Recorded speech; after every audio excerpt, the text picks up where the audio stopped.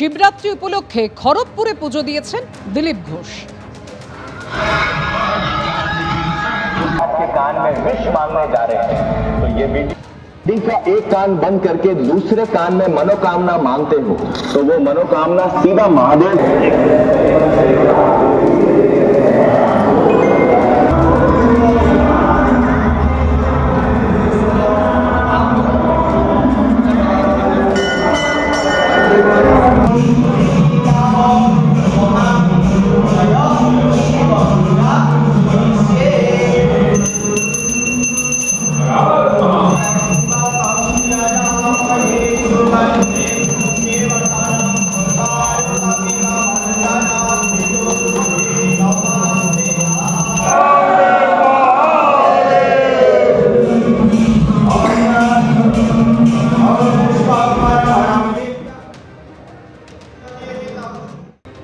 শিবরাত্রির দিন নিমতলায় শিবের পুজো করলেন ত্রিপুরার প্রাক্তন মুখ্যমন্ত্রী বিপ্লব দেব।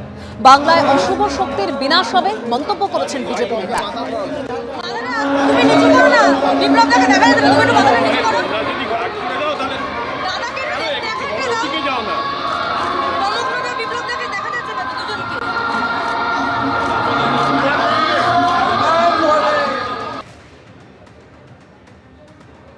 আমি যে কোনো মন্দিরে যাই কোনোদিনই কোনো কিছু নিজের জন্য চাই না, এটা আমার ছোট থেকে অভ্যাস।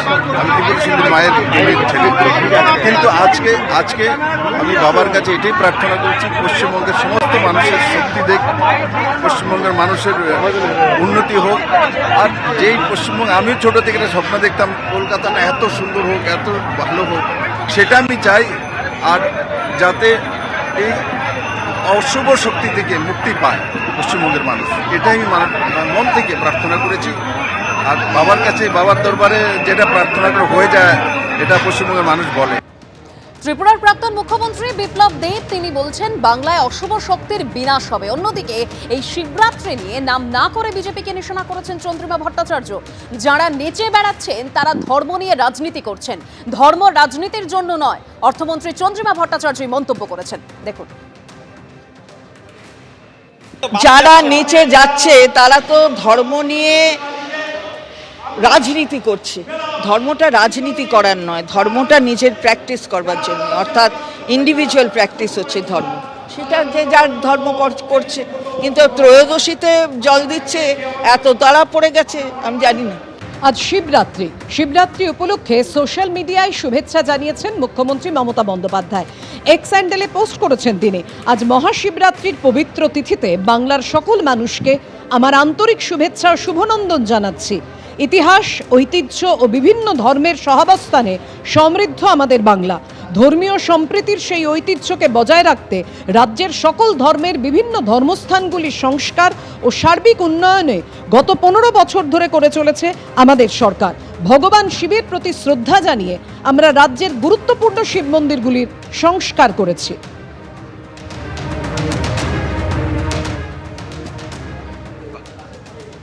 দিদি পশ্চিমবঙ্গে কত মন্দির করেছেন সেই মন্দিরের হিসাব দিলেন, ভালো লাগলো। খুশি হতাম যদি আপনার আমলে বাংলায় কতগুলো শিল্প স্থাপন হয়েছে তার হিসাবটা দিতেন, বাংলার বেকার যুবকরা আরো খুশি হতো। বাংলার মানুষ আপনার সরকারের যোগ্যতা মাপ করতে পারত যদি আপনি পশ্চিমবঙ্গে আপনার আমলে কতগুলো শিল্প বন্ধ হয়ে গেছে, কতগুলো শিল্প বাংলা থেকে চলে গেছে তার যদি তথ্য দিতেন, বাংলার মানুষ কিন্তু আপনার কর্মের তৎপরতা সম্পর্কে ওয়াকিবহাল করত। পশ্চিমবঙ্গের মানুষকে দিদি এখন অনেক কিছুই করবে। এর আগে চণ্ডীপাঠ করেছে, কখনো হিজাব করেছে, তবে এবার দিদি দেখছি আর মুসলমানদের জন্য ভাবনা চিন্তাটা একদমই কমিয়ে দিয়েছে। দুধেল গাইদের জন্য দিদির আর ভাবনা চিন্তা নাই।